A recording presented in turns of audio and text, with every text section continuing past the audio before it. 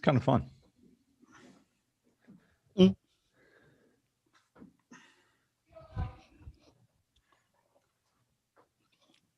I want to. Live on All right. YouTube. I think we're good. Let me Come live from grab Rochester. the share. It's the Christmas edition. This is the Christmas. There you go, Julio. It's right there. Ooh, I'm gonna quick put it over too. Steve.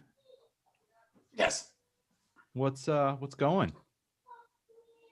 Because we're live right now. That's all. Oh, we're literally live.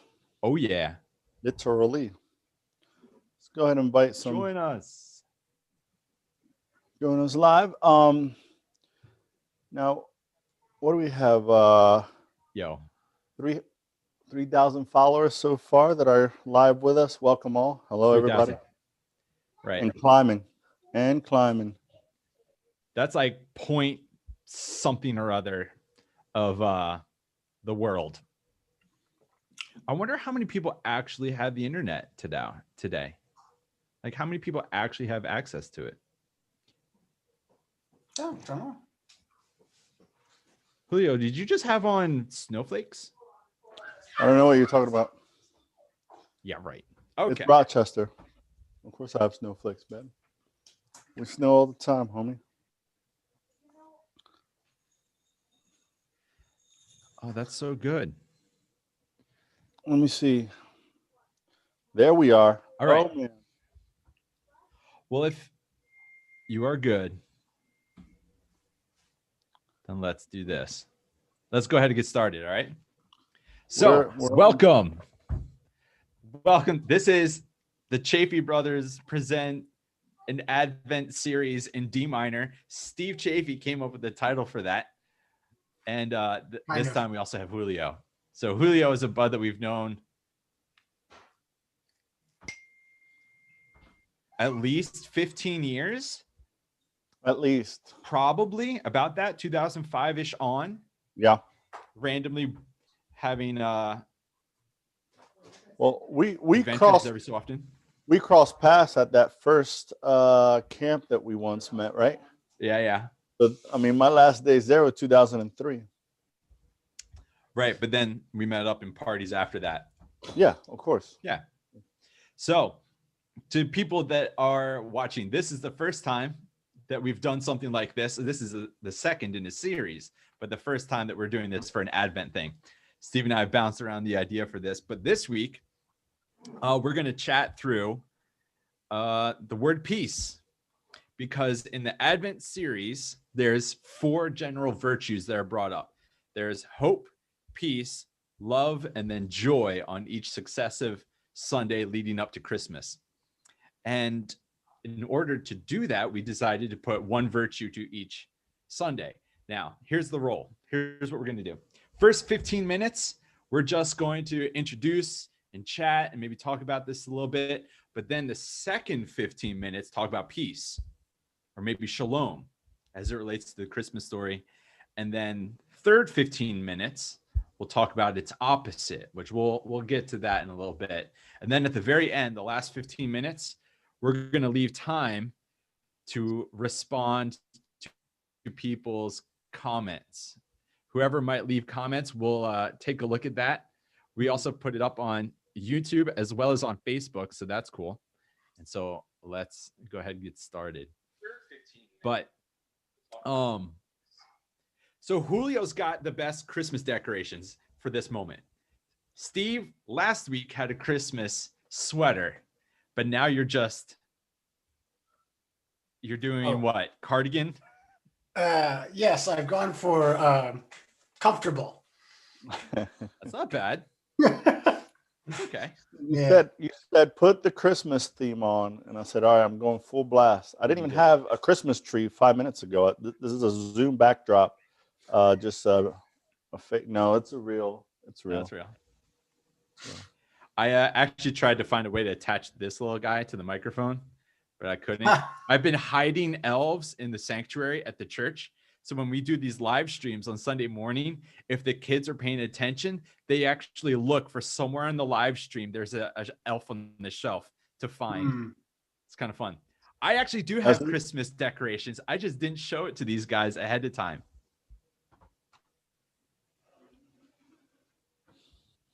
There it is. There it is. Isn't that terrible? No, that's great. Right. What is it? Is it a real tree? Do you chop that thing down? I believe that is a real shrub. That's what Yeah. Oh, look at that. R2D2 and BB-8. That's right. Are you huge? Are you That's like all I have to contribute. Julio, you put us to shame. Again, I even bring the snow with it. You know what I mean? Like, this is our. Oh, geez. Okay. Okay, I'm done. All right. So, Steve, what is we should probably each do church background a bit. Steve, what's your church background? And I'll do Julio. Church background. Well, or like your ministry background. What's the deal with? Yeah. You and I, grew up in, as I tell my sort of elevator pitch to people when it comes to it, is that I grew up in a Lutheran church, attended a Baptist summer camp, attended a Baptist university, then a Roman Catholic university, and then a kind of Presbyterian university. So I'm a bit of a Protestant mutt. With some Catholics sprinkled in there. Yeah. Just enough to be a dangerous Protestant or a really bad Catholic. I don't know which one. Okay. Yeah. Julio, what about you? What's your church background? I love this question. It's like every first day of seminary class, right? Like, what's your faith tradition? What's your name? And I'm also in the midst of the mutt situation. Hold on just a quick second to get rid of. I grew up born and raised Catholic. You're born into it like the mafia. Let's see. I grew. Eventually, I started going to a Presbyterian church when that teenage moment where I had to hide because you're not allowed to go to anywhere besides your home right. Catholic church kind of deal. And so I started sneaking to join a youth group. We were just hanging out. Everybody's regular story of you go to youth group, to meet friends or see if there's a cute girl or something like that. And then the college scene happened. So you start to look around for churches. I hopped around, tried different churches at the time as I was looking through in Philly. Then from there, let's see, I've got into ministry. I've done ministry at various youth ministries and camps. One was a Baptist background, one non-denomination, but very free Methodist. Really? Methodist camp. Yeah. It's a Wesleyan tradition camp. And then I've worked at a Methodist church. I worked at Nazarene church. I worked, done some work with, pretty much I've dabbed all over. So this, cosmopolitan in the church world as it gets, I love the different experiences there. Well, you and I, actually, and Steve too, all three of us, I've had interactions with each of you about how it's been helpful to be a little bit of a church mutt. Yeah.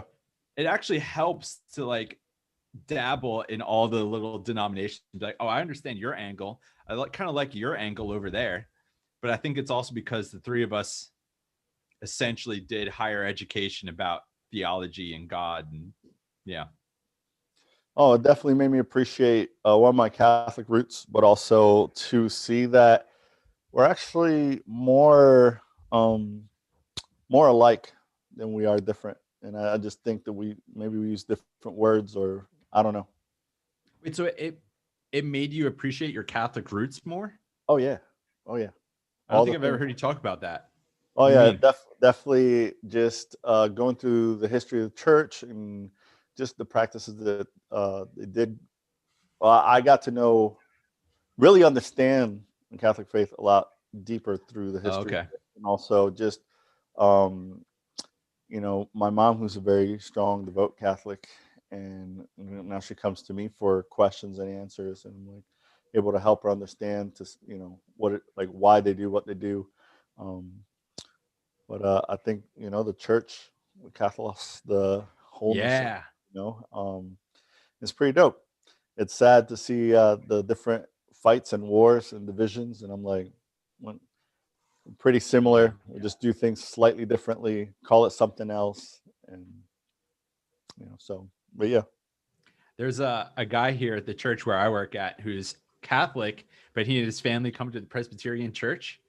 And he was telling me, it's like, yeah, I work at a Catholic university. And he says, I always get ragged on. People make fun of me. He's like, his coworkers are like, dude, you're Catholic and you're going to a Presbyterian church. What are you doing? Right. And I told this guy, I'm like, hey, buddy, don't worry. I work at a Presbyterian church and all I do is quote Catholics. So we kind of high-fived at that. Well, I have a sonnet to get us kick-started. Okay. So this is called, I just dropped stuff. Sounding the Seasons. I like this, by Malcolm Guite. And he has different sonnets for each holiday of the church calendar, which is really cool. For those non-liturgical people, the church calendar is a way of, I don't know, how would you describe it? Putting some order to the rhythm of the year so that matches maybe the rhythm of the Gospels, maybe. Yeah, something like. Yeah. I mean, it's a fairly stripped down church calendar, right? There's like 3 seasons and then some preseason stuff. Yeah. Right. Okay. So this one's called O Emmanuel. I'm going to read the sonnet and then you guys tell me what stood out to you. All right, let's do it. O come and be our God with us, our long sought witness for a world without. O secret seed, O hidden spring of light, come to us wisdom, come unspoken name. Come root and key and king and holy flame, O quickened little wick so tightly curled, be folded with us into time and place. Unfold for us the mystery of grace and make a womb of all this wounded world. O heart of heaven beating in the earth, O tiny hope within our hopelessness. Come to be born, to bear us to our birth, to touch a dying world with new made hands and make these rags of time our swaddling bands. Any of that stand out? A phrase? Maybe it was too quick. I'll take some notes. I'm just letting it sink, and I'm wondering at what point, little drummer boy comes in, like to give you a beat. And you right. No? Yeah. There was a little bit of a slam poetry cadence to that. Yeah. There is, right? On that one. Yeah. So it opens with the line, O come, Emmanuel, which just this week I found out that it was originally a funeral melody. And then they took the words, erased the words, and they rewrote new lyrics on top of it, which that's like all of the hymns, right? Many of them were actually bar songs that got rewritten with Christian lyrics. We love to wipe it up, make it look all pretty. And it's like, oh no, that was about death, right? Well, it kind of, you can kind of hear it. O come, Emmanuel, that song, it's got like a little sadness to it, It's got just a little bit of hauntedness. A little? Oh my gosh, yeah. No, are you kidding? I think that's why I love the hymn itself. I think it is so perfectly an Advent hymn and not a Christmas hymn. Oh. And that's a very important distinction. Like the forlornness of it very, very much fits with the pretty recurrent forlornness throughout the Old Testament and even into the New Testament. Steve, would you just expand a little bit on the whole Advent versus the Christmas thing? Because I'm just speaking and I, for people who are not part of the liturgical calendar, like, what do you mean? Where Christmas is here, right? It's Christmas season. right? Yeah, that's fair enough. And for most folk, yeah, that is accurate enough. That's as accurate as we need to get. But with the church calendar, the liturgical calendar, you have weeks of preparation leading up to what is actually Christmas, i.e., Christ's Mass, Christ's service. Oh. In the same way that we have Lent, which is 40 days leading us up to Easter, they've taken the same sort of idea, and that's worked out before Christmas. That's why with Advent we have, for example, the 4 different virtues. So tonight was peace.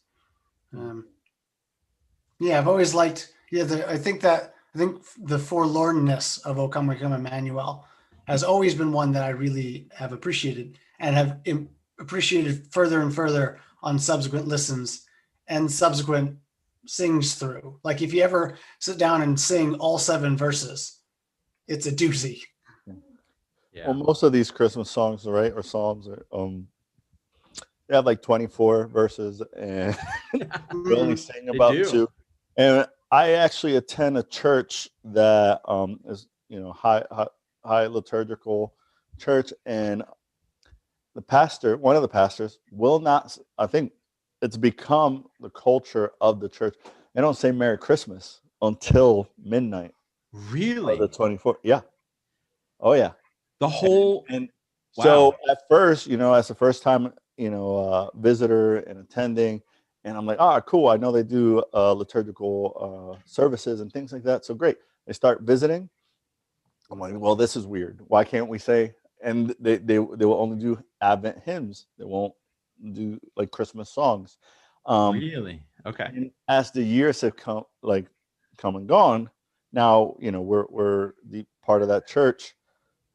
When midnight strikes and the pastor yells "Merry Christmas," like you light up. You like it is here. That's kind of cool. It's I get it. super dope. John, was that hard though? The first time that you did that, like you wanted to? Well, yeah, then, because the payoff happened. Well, I'm a Christmas nerds, Christmas geeks. I break the rule of listening to Christmas music pre-Thanksgiving and things like that. So like, I'm ready. I'm excited. And I'm like, Right. Oh, wait a minute. Christmas season actually starts on Christmas Day and the days up to Epiphany, Right, because there's 12 days of Christmas. Yes. Which we don't often talk about that either. And but real quick, before we bounce out of your spoken word sonnet, I think what reached me, and you painted it in a way that it does speak differently than the regular song, and it was this urgency and desperate call for the great unknown, almost like God whose name cannot, and so it's this great almost unknown, and I'm like, but which to me is like even more of a need for this salvation. We're in desperate times and desperate needs. Like, oh great one, like come, in deep need of healing. Like that's kind of how it. Yeah. Well, and I like the idea of the great unknown becoming known. That's the mystery of incarnation, right? The God that was far off is now immediately close. Yeah. So then let's shift then. This week is supposed to be about peace, right? Last week was supposed to be about hope, but maybe we should talk. What are your first associations with the word peace? And then we could maybe talk about how is that connected to the nativity or Christmas story, right? So what are your first associations with the word peace? I forget where it is. I think it's in the Old Testament and then quoted again in the New Testament. But there's the line about the priests who say peace, peace when there is no peace. Ooh. Yeah, false peace. Yeah. Which is just, there have been some resonances about that have been coming up, as a lot of my past weeks have been spent thinking about the prophetic literature generally, and what shape that takes, what shape the nature of the work takes for the church today in places like the US, but also places like Scotland, which are radically different contexts and have different needs and different challenges. Yeah. I mean, my first associations are obviously with like 1970s art of like the peace symbol and what that looks like. I even like, Julio, you doing this of like Richard Nixon, like that's the first association. Yeah, I think my first association is probably with long-haired hippies. And my history is not, but that was around some war times as well, though. And so I think my association with the word peace right away is like, well, the end of war. Wow. Oh yeah.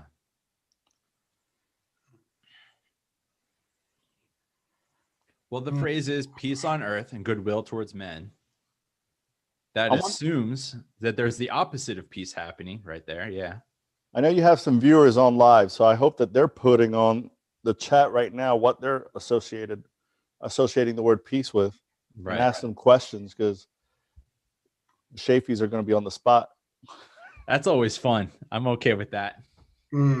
Actually, I was with the middle schoolers earlier today. We have a Zoom call on this Sunday afternoons, and I asked them with a sort of intentionally fragile kind of question, whether peace was an attitude, a skill, or a mood.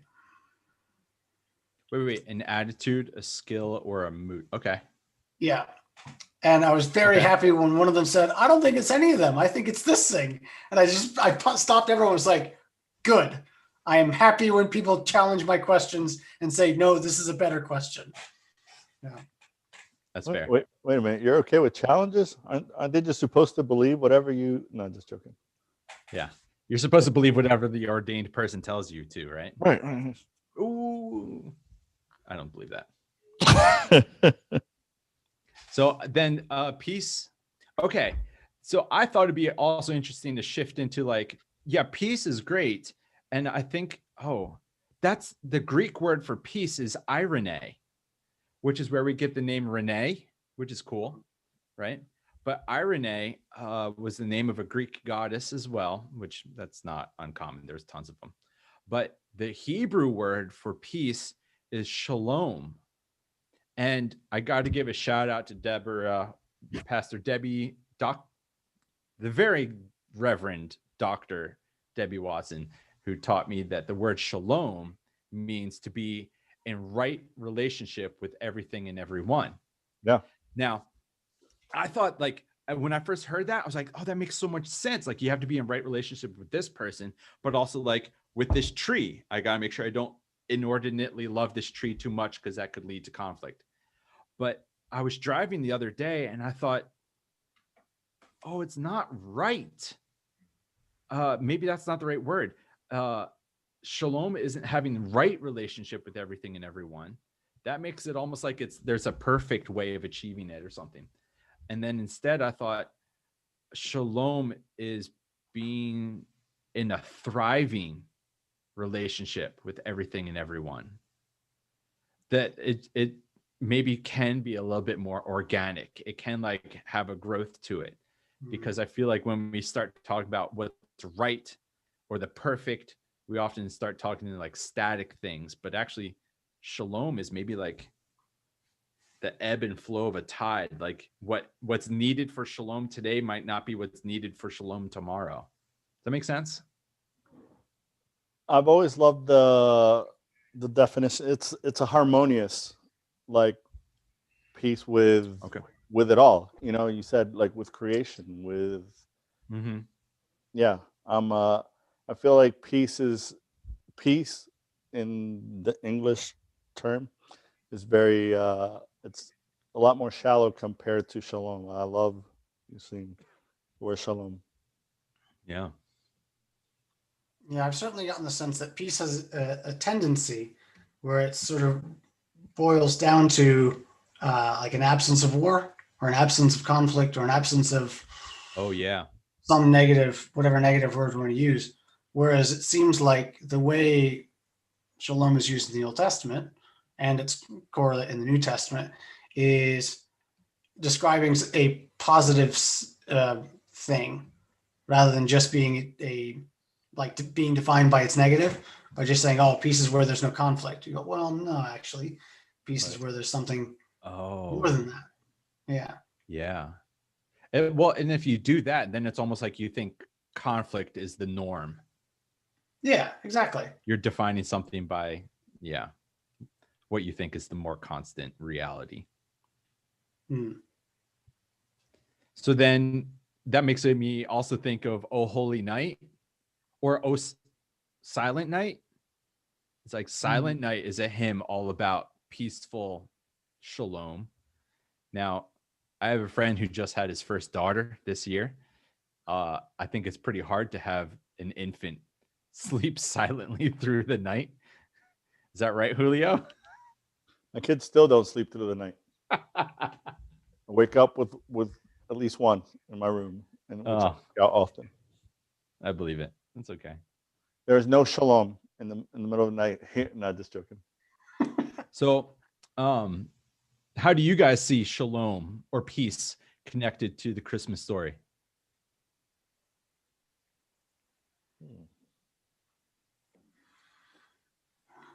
Pregnant pause there. Well, I think I once had somebody say to me, they were amazed that I was that I take time before I answer questions, which I cannot say has consistently been the case over the course of my life. But yeah, there are times where I think it is valuable to take a beat and actually pause for a second before we respond on it. Of course, a fair bit of how I'm thinking about it today is conditioned because, again, with the middle schoolers, we showed them a video from the Bible Project on YouTube, which is also incredible. They have really great videos. So that's just sort of bouncing around my head just now, because their take on it is that shalom also has to do with like making complete. So just shalom has to do with making something or to make something whole, to set things in an orderly whole, which is then how they get to some language that we see reflected in the New Testament about like Jesus making whole relationships between people, between himself and the earth, between humanity or creation and God, etc.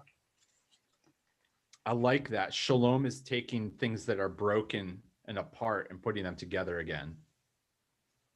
Yeah, or I mean, we can even, again, speaking of not defining harmony, that's good.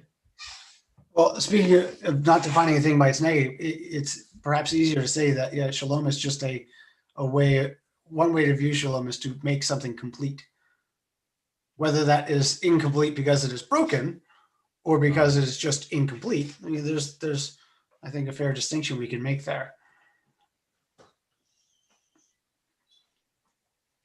Julio, you got a smirk on.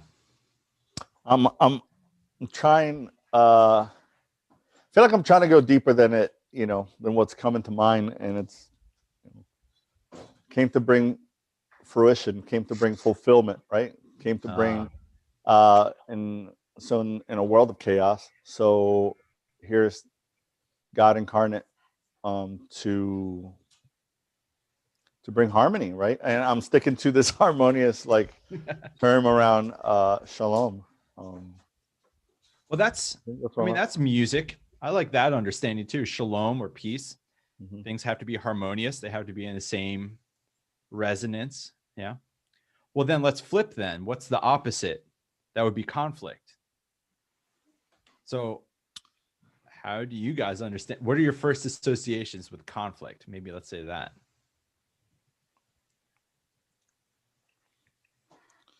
You always hear the term like conflict resolution. Like, oh, we're struggling, right? There's a conflict between A and B.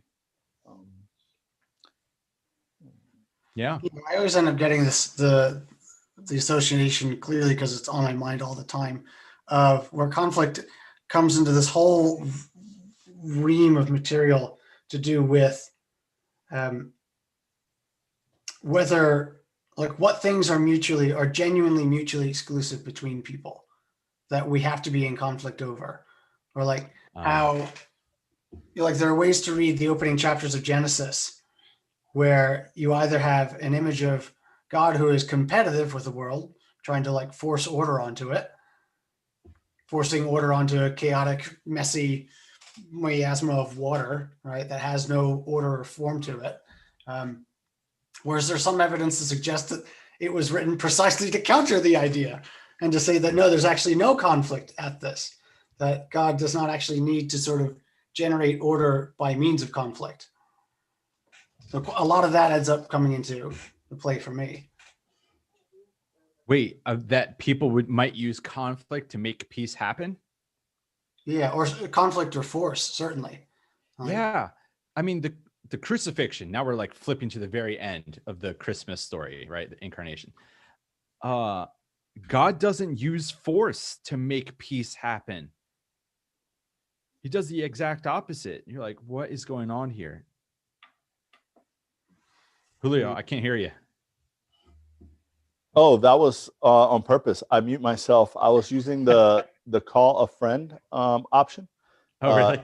And I mean, you know my wife Jennifer, who's Okay. right here beside me, and I'm sure I'll eventually pull her in to make an appearance and say hello. But weren't you? I mean, again, me and John have crossed paths in many different types of ministries. There was a camp we used to connect that you spoke at and talked about chaos. Yeah. And its opposite. Was that chaos versus shalom, or no? What was it? We said that chaos is the opposite of cosmos. Cosmos Okay. means organized universe. Chaos means disorganized universe. Right. And an organized universe is going to have shalom.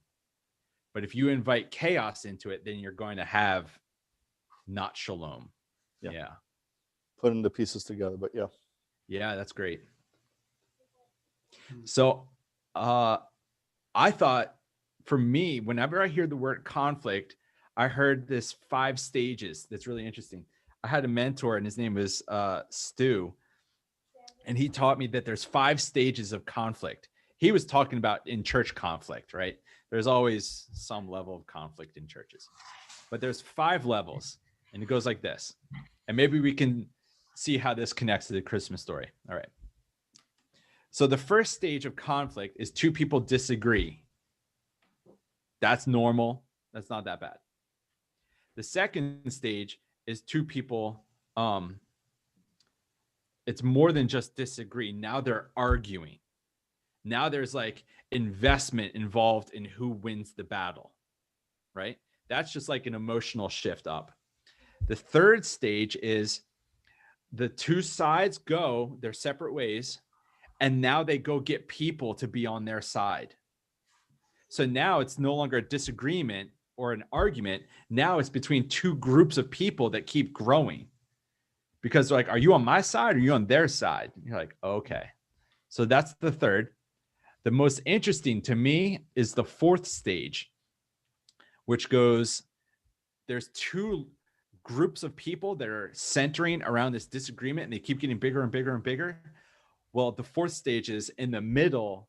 There's a middle group that tries to stay neutral. They're like, I don't want to join that group, because if I join that group, then they'll hate me. If I join that group, they'll hate me. And then the 5th and final stage is just when it hits the point of violence.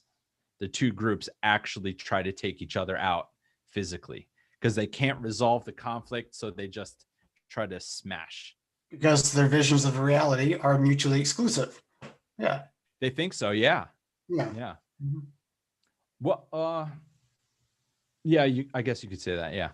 Yeah. Which is, I mean, thinking on this, it was one of these other things. Because again, now that it's December and Advent, I'm just spending time thinking about, like, you know, when we're doing the nativity service and when all these other sort of things that come up when you do youth work at a church. So with it, it means I'm thinking a heck of a lot about the nativity again and reading both of the infancy narratives, even to the degree that it made me chuckle to remember and to realize again that, like, there's no donkey. There's no donkey in the Christmas story. story? Never mentioned in the narratives. It only Steve, exists that's heresy. Why do you say that? Went from Jesus entering Jerusalem on a donkey. Yeah. And so we've had this sort of strange way where since we read with a mirror image that so it happened at the end, it likely would have happened similarly at the start. Right. So somehow or another, donkey gets put into place. But this is a long walk to what I meant to say. That of the sort of two principal groups that get mentioned in the infancy narratives, you have magi, astrologers, and shepherds, who are both as far an out group as you can get, right? Astrologers who are who are pagan, yes, but as far as later sort of tradition would talk about, they're also from the three major world powers that beat the Israelites earlier in their history. So like you're getting groups that are as far away from respectable Judaism as you can get. And you're getting shepherds who are as coremost to like Jewish Israelite history as you can get as far as like fundamental metaphors. Oh, I see. You suddenly have the two extremes being brought together quite close and now meeting at a barn of all places. Right. I mean, we all have slightly cartoonish understandings of the Christmas story. I mean, it's beautiful to have good decorations such as this, right? However, yeah, I think the reality of the Christmas story, like you said, it's got astrologers and these dirty shepherds. It also doesn't ever mention the number 3, that there was 3 wise men. It just says wise men came and visited him, but they offered 3 gifts. So we like correlate that to each person. Chances are back in the day, if people were traveling across the desert or that region, they would likely be traveling in large numbers, like a caravan, just for like safety. Because if you didn't, then you'd be taken upon in the middle of the night by thieves. Yeah. But I mean, and to some extent, that is a little bit, you're supposed to be able to infer that as a reader. Like there are moments where you see Abraham traveling, and then all of a sudden it's Abraham and all of his sons and all of his herds. And you go, wait, what? These were never mentioned before? Yeah. Well, then maybe, what about that? Like, what's a part of the Christmas story that had to be expanded for each of you? What's a part of the Christmas story that you always thought was like the normal thing growing up, and then you're like, oh, but actually it's this? I think the Magi. I think the Virgin Mary. That whole scene, and even the age of her. I'm thinking also one piece that I was always attracted to was the angels, right? Yeah. You know, it's not just the curly blonde hair angel that you have on the Christmas tree topper, you know, but the do not fear. Like here's this beast of a powerful angelic being, right? Right. So yeah, that's a good one. Probably for me, it was like, this is the one that started it, and then it like blew the story out further. Was I think it's Steve. I think it was our pastor growing up, Pastor Jeff, who said that Jesus wasn't laid in a manger. He was likely laid in a trough that was made into a manger. And so the idea that, oh man, that takes the story even to like another level of humility of like, oh no, he didn't even have a bed as an infant, let alone later on as an adult, a place to lay his head. Yeah. You know, like so much of the Christmas story, we as people formed, created, shifted to make it seem into the pretty. Like, I mean, Christmas now. I mean, a Christmas tree is not part of the Christmas story. You know, so there's so much of it that now we've shifted, changed. You know, as we mentioned earlier in the beginning, some of the songs. Yeah. How can we like make it pretty and hallmarky?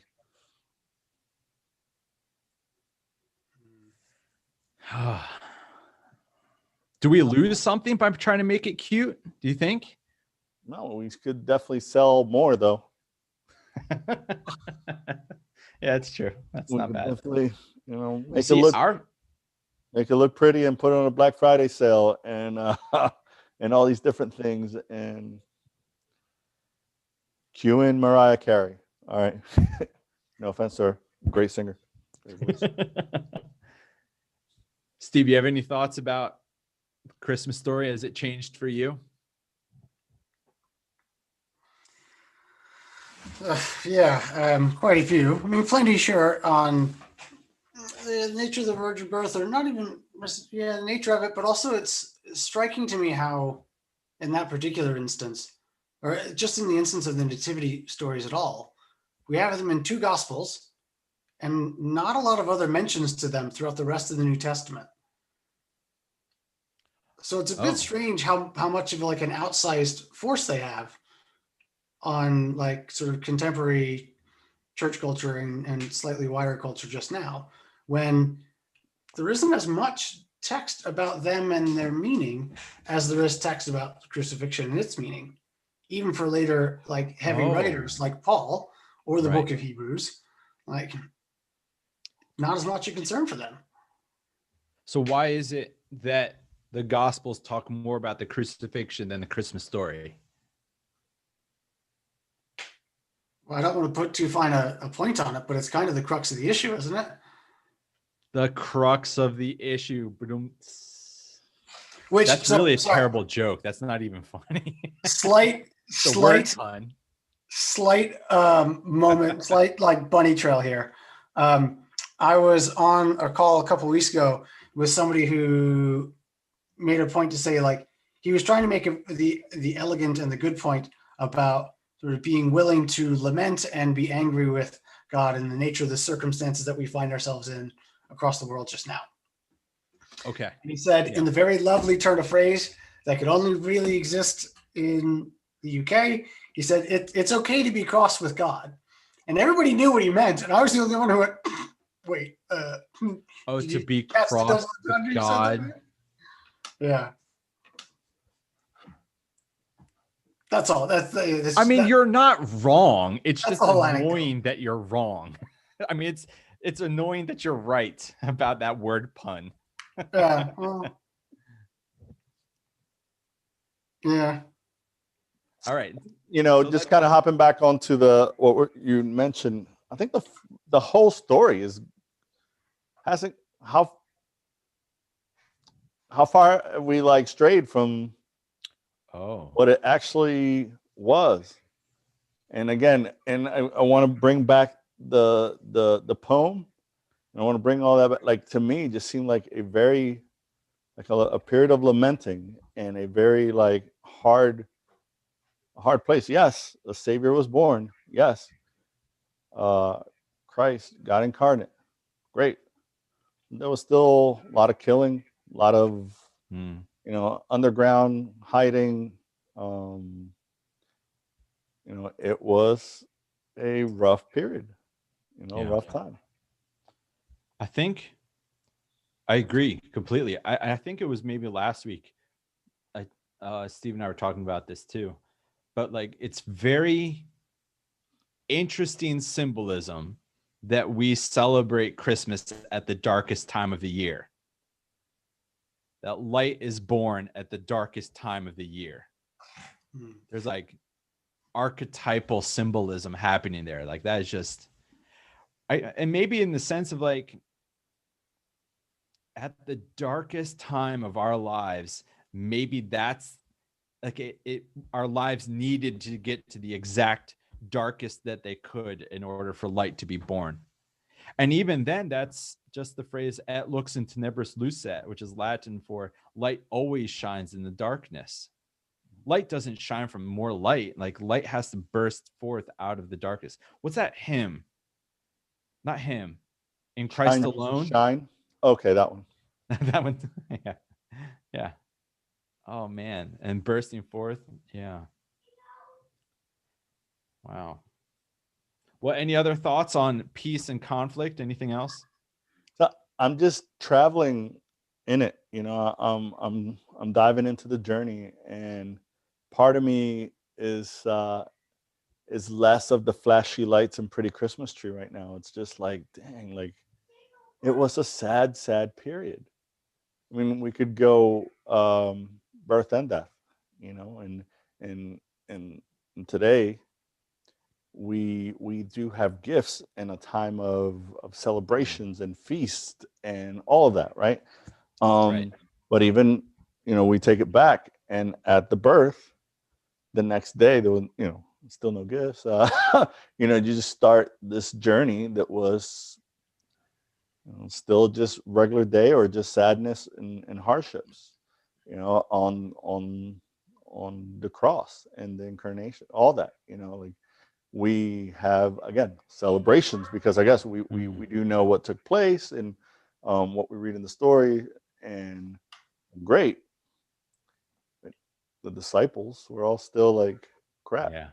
Like Yeah. what's Well, then you could probably speak to this then, Julio, because you just made me think of like the church's patron saint of contemplative life was a female, and it's Mary. At the Christmas story, it says that she pondered all of these things in her heart. So, yeah, okay, God, Emmanuel, was now born to her, and now she has the task of raising this child that is apparently God. But that didn't alleviate the suffering in the moment. Like you said, it was still darkness around them. Like people were still dying and things, still conflict, but there were still wars, there were still murders. And yet, in the midst of all of that, Mary still ponders in her heart.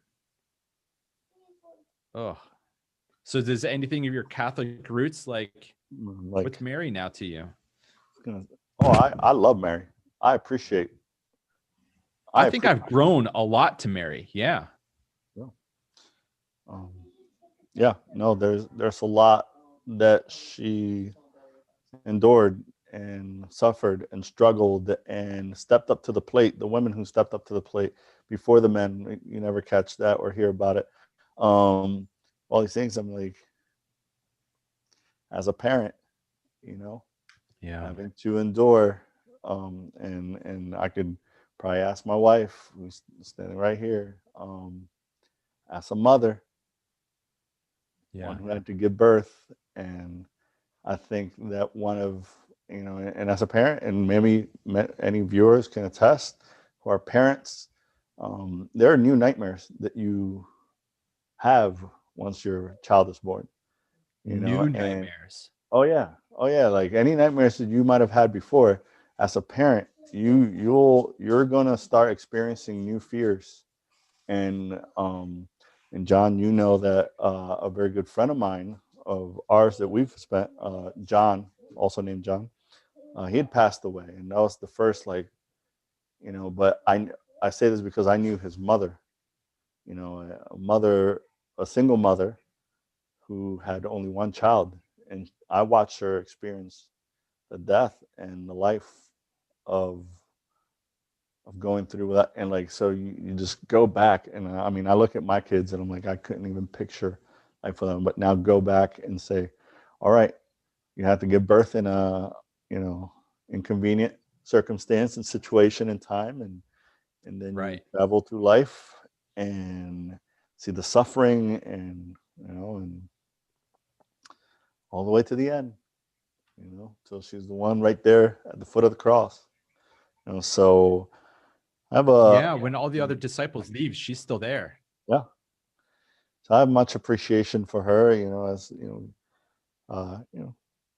as many of the characters in the Bible that we tend to lift as, people we look up to, or examples. To me, Mary's right up there with them, or higher.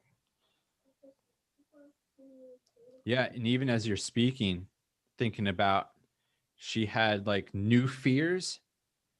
It made me think that, I mean, the reason why Jesus was born in Bethlehem is because he was leaving Nazareth, right? He was raised in Nazareth, born in Bethlehem, because Herod meant to kill all of the young children, because he heard a king was going to be born. And so they pieced out of town to go and try to deliver the baby in another country where the baby could be raised safely. I mean, refugees, right? And she's having this child in a foreign town, knowing that back in her hometown, Nazareth, all these other young Israelite children are dying. Mhm. There's like a bittersweetness to that too, that we miss. We don't often talk about that story in the Christmas. Yeah. Go ahead, Julio. You look like you're about to say something. I bring this up. Are we still waiting for peace? Are we still waiting for peace?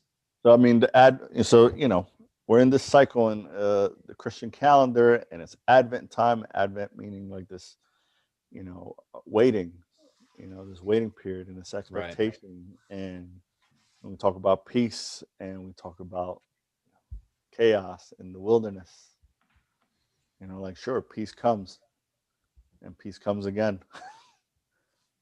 Peace, or I want to so like, and we're right now in a period that seems more chaotic here now. Steve is across seas, but I'm sure he's probably still hearing about the chaos and back in his homeland. Still chaotic here in a different way. Yeah. Right. And no, but I mean, like, the states between a current presidential election, all that, the racial divide and the racial tensions that are taking place. And now it's Advent season. And I mean, the holidays, as far as like Thanksgiving and all these different things that have looked so differently than ever before, right? Christmas is upon us. And then it's like, all right, I can tell you what, I just got off of one of the roughest weeks I've had in a long time, where chaos and cloudiness, and that's what and I'm like, I'm waiting for peace. Is shalom right with me? I mean, I would probably say no. It's going back to more. Well, it's amazing to be even able to be honest with that. Right? I mean, so a lot of times the Christmas season is when we like put on the fake smile, like, hey, let's make sure we have the nice Christmas postcard, right? That's right. As you asked, like, do we have peace now? I'm thinking two things.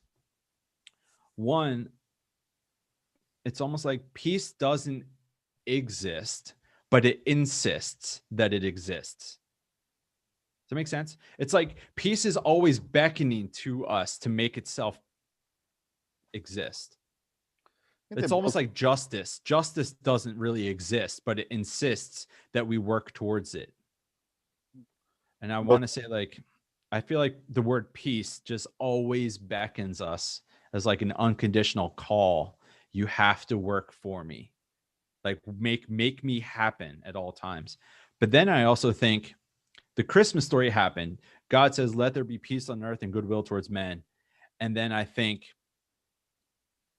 if that's a command, repeat that again. That's not on God for not making that happen. That's on us for not making that commandment happen.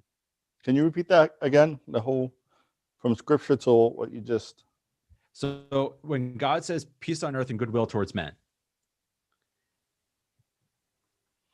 if that's a commandment, then that makes me think that it's actually on us to make sure that it gets carried out. It makes me think that we have a part in this. If it's not happening, I want to say it's on us, not on God, because God's like, this is my plan. What's going on? And then it seems like this is like an affirmation of the church calendar, right? Of like, how good is it then that we revisit this commandment annually, every single year? It's like every generation has got to hear, that's right, God's plan is that there's peace on earth. I keep forgetting that. We talked about it last year. I forgot it over the summer. Now it's before us again. Yeah. It's the repetitious cycle of the Israelites, and as an example for all of us, right? The Lord Yeah. save us, the crying for help, God saves. We'll promise we'll do better next time, and and mess it up again, and Right. go off into the wilderness, and then once again, like, dang, hit the rock bottom. Is like, Lord, but for real, this time, help us, right? And so, Yeah. just in that, I mean, I think just a liturgical calendar, a cycle, a rhythm, of, it's what we do, man. It's what we do. We find chaos in our lives and in our world. We're like, Lord, come, oh come, Emmanuel. Oh So to take this back to Julio's initial question, it sounds like you yourself, Julio, have answered the question, and it's now no. Peace does not exist. Or peace, Yes, I think I What do you mean, mean? is peace among us, or does peace arrive? Yeah. I think a little bit what John was mentioning, it coexists. You can't have one without the other. It's the great battle of good and evil, of peace and chaos. I mean, that's just what I'm thinking now. Like, yeah, there may be peace here now today, but there's chaos on another side of the world, or my neighbor, or and so we're constantly striving for it. And at times maybe we're there, and then we'll need it again.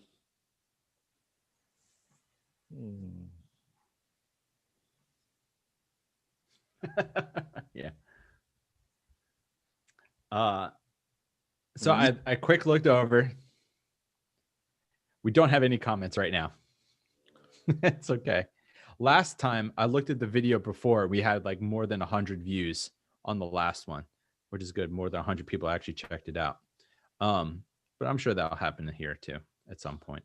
We want to see some comments right now. Put some Go comments. Hit the like button. Hit the follow, because my boy John Chaffee and Stephen Chaffee, you're not going to want to miss their future programs. And I mean, I'm sure that you're going to catch us at future things, because I'm going to end up asking John and Steve to help me with a small project, but I'm not going to do it now in front of everybody. I see you got 3,000 viewers right now live, and nobody wants to put a comment. Yeah, don't be shy. Put a comment. But We'll chat with us. I feel like this is opening up avenues that we could maybe do something like this at Easter time as well. That'd be cool. I bet you we could do that prior to Easter. People are hungry for it. And guess what?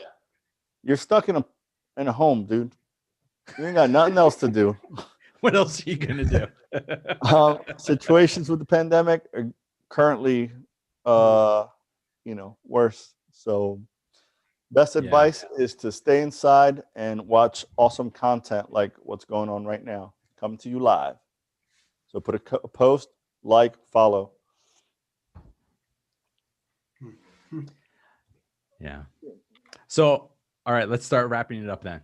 We'll pay attention for comments if they happen. So this week, the Christmas virtue is peace. Last week was hope. Next week will be love, which will be, we could probably have a really good conversation with that. And next week, I actually think we might have a guy that I know who's college aged, and maybe even somebody else, maybe Sebastian Carter. I know that guy. You do. He's a good dude. A guy owes me $5. And then Steve said maybe he might. Yeah. So I think we could have a great conversation too next week on love, and then joy the week after. But as we wrap up, some final thoughts about peace or conflict. I'm a hand raiser type of person. Go ahead. Okay. Hey. We had a comment and a question on the chat, and I got my people who okay send me messages through the. Oh, hey. And so it goes a little something like this. Peace is something that is grown as a fruit of the spirit, no, ? So that's what they wrote down. Peace is something that is grown as a fruit of the spirit, no? So that's the question.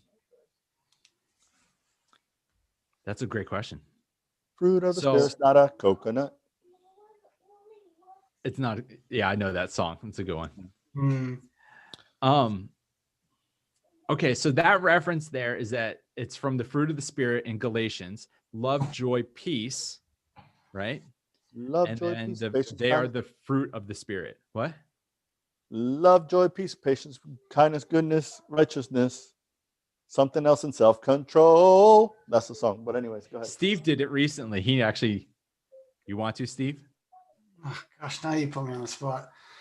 So love, joy, peace, patience, kindness, goodness, faithfulness, gentleness, and self-control. Love, joy, peace, patience, kindness, goodness, faithfulness, gentleness, and self-control. And then it does all the fruits and things.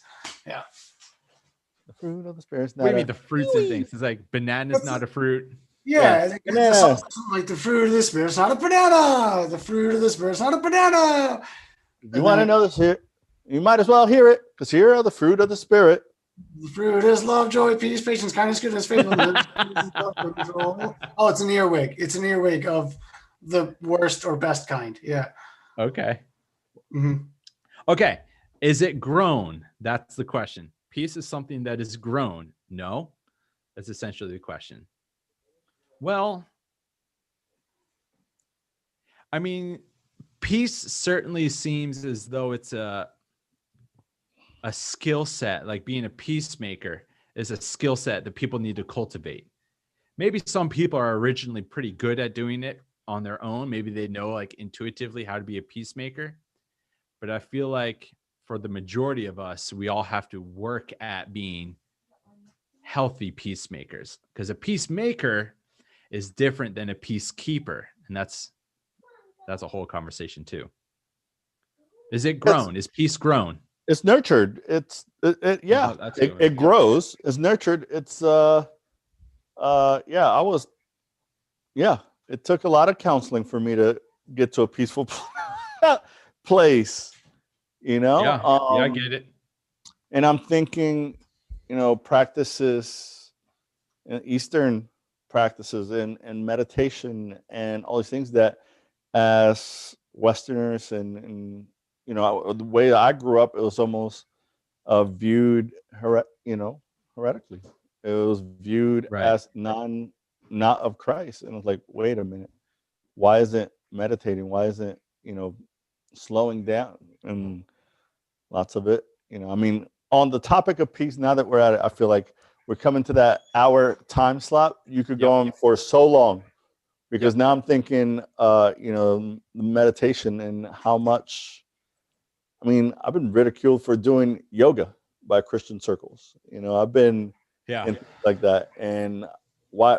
But we have such a culture here in the States of constant going and never stopping. And we wonder why anxieties our levels are spiked all the time. Why? Yeah. Steve, do you stop for tea? I know you're having tea right now, and this just came to mind. Like, do you just like stop in your day? It's like, oh, it's tea time. Is that a thing? Or am I just sounding? Not quite in the way that you're making it out to be. Okay. But there's very definitely a different scale here, as far as like what constitutes, well, to some extent, sort of a good day's work. Right? There's I think a better sense of like time in is not the same as good work. So it's a little more perspective on that. Nonetheless, I do still also see, sort of noise, hurry, and rush as operative in quite a lot of how people are working. And in some respects, it seems that the nature of the pandemic and the ways that we have sought as communities to respond to it, we've now hit the stage that it has just put a lens over the issues that have been at place.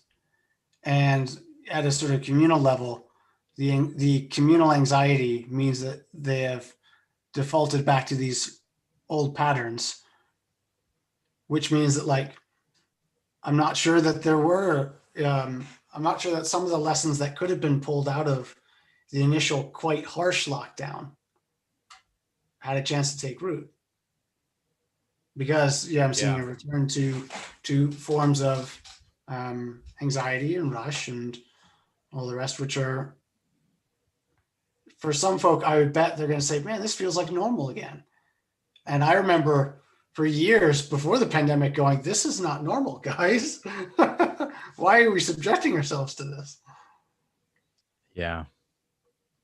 Well, I think in some part because this has now become the new normal. We're no longer like being quite as reflective about this pandemic as we were maybe the first few months of it. So we need to agree. We are actually now at the hour. We need to wrap it up. Yeah. Let's get some final comments in about peace. Yeah. Are you seeing the comments down there? I got some coming in directly to my phone, and I'm even having some comments of. I have at least 3 people who said that they would watch something like this weekly, regularly. So we need to brainstorm, fellas. And I mean, I know you have some things already happening, but the audience is that they're shouting. Do you hear them shouting? Wait, so then curious, the people that are asking or saying that they would enjoy this weekly, shoot one of us an email or a Facebook message or a text, a comment about maybe what we could do like this after Christmas. Oh, yeah. I got some suggestions. So what could we maybe do in January that would you be interested by and excited about? Yeah. So let's bring it up. Last things, Pax Christi comes to mind, the peace of Christ. Do you have a comment? Oh, no, just another question as far as, but I mean, we're not going to get to this round. So Lynette, okay, go for it. Lynette, this is a shout out to you. Thanks for your question, Lynette. And because now she's asking about Revelation, and here we go. Oh, we could definitely do that at a later Revelation, point. Speaking of line with the Lamb. So peace is not fully right. So peace is not fully known till God returns. Then, right? Everybody puts like a right or no. You said Annette. Is that who you said? Lynette with an L. Lynette, well done. That was a good comment. Again, I think it's just this cycle. It continues to happen. Yeah. When things are broken, and from the beginning, separate. There's constant theme of restoration. Yeah, that's a Hebrew word. The tikkun ulam means the ongoing repairing of the world.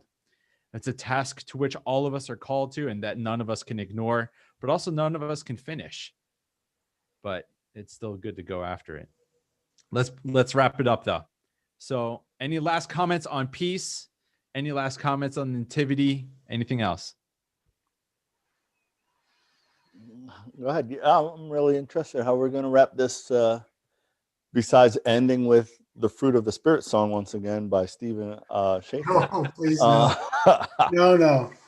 All right, but so in our home we celebrate Advent, and we do we light candles all over. I'm shocked this place hasn't caught on fire yet. This old home. I hope not. You have a beautiful house. Our Trinity candles, and then we have our Advent candle. You might see that right over my head, right there, right? Yeah, I do. Yeah. And so we have last week Hope. By the way, the rhythm helps us. It shapes us. Sorry to just be jumping. My kids. I have a 6-year-old, Isabella. I have a 9-year-old, Lucas. They know the weeks of Advent like the back of their hands. But these things teach us, right? This rhythm. So for those who do not have liturgy in their lives, or in their church, but so we light the candles and train derailed a little bit. But yeah, no, I'm trying to see how we bring that whole thing of peace back and wrap it up. Steve, do you have any last thoughts?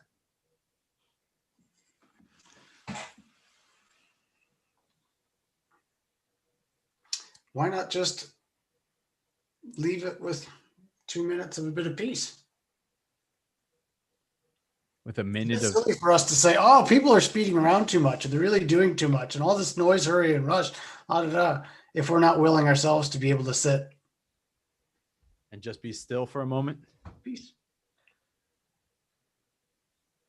Yeah. So then let's do that. I actually did get one comment saying maybe we could talk about the spirituality of winter, which that probably I need to ask that person further about what they mean. So we can do that. I'm going to then let's do this. I'll set my timer on my watch. I'll pay attention for a minute. And then I'll say, peace be with you. You say, and also with you. And then we'll wrap it up. All right. Shalom Aleichem. Wow. No? Shalom. What? Aleichem. What is that last word?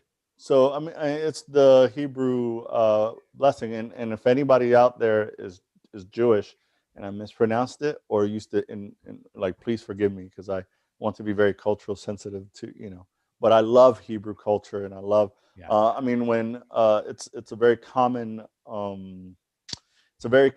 greeting or blessing during Shabbat, right? And so it's may shalom be upon you, and then the response. So can you would say be, it slowly so we can learn it? Shalom. What? It's shalom aleichem or Alechem. Yeah. All right. I'm gonna set my ready. Take a moment.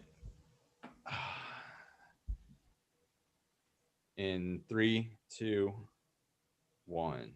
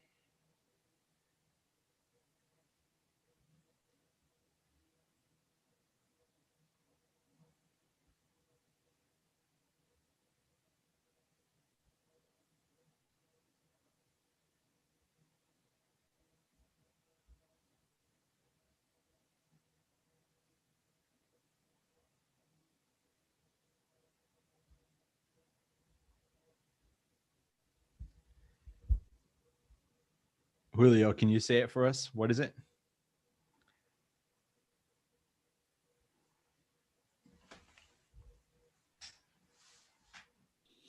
When I go into silent mode or prayers, I normally like pause, and also because house noise, I didn't want to disrupt. Shalom aleichem. Shalom aleichem. And so I want to even toss this out there, which is and I thought about this, but a good friend reminded me, shout out to Cindy out there watching, also in the Muslim faith, which the saying is alaikum. So it's like shalom alaikum. No, it's very similar. Hopefully, Cindy, if you could put it down on the chat. But I know that it's basically like peace upon you, the peace of God. Oh, that's great. So, a friend who was raised Muslim, his name's Salim, which is a derivative of shalom. Yeah. Thank you so much. I feel like I got a little extra peace in my life, just chatting with y'all. Just a little bit. Thank you for inviting me. It's good. Are you around next week? You want to do it again? Let's do it. Let's do it. Steve, are you good? Oh, yeah. The viewers who are watching right now, make sure you put it on your calendars that Sunday at 5:30, you're going to show up and we're going to get this rolling. We're going to see how we get more of your questions out here. Like, subscribe, Yeah. Hang out with us. Let me wrap it up. Cool. Happy Advent. Happy Advent. Happy Advent, everybody.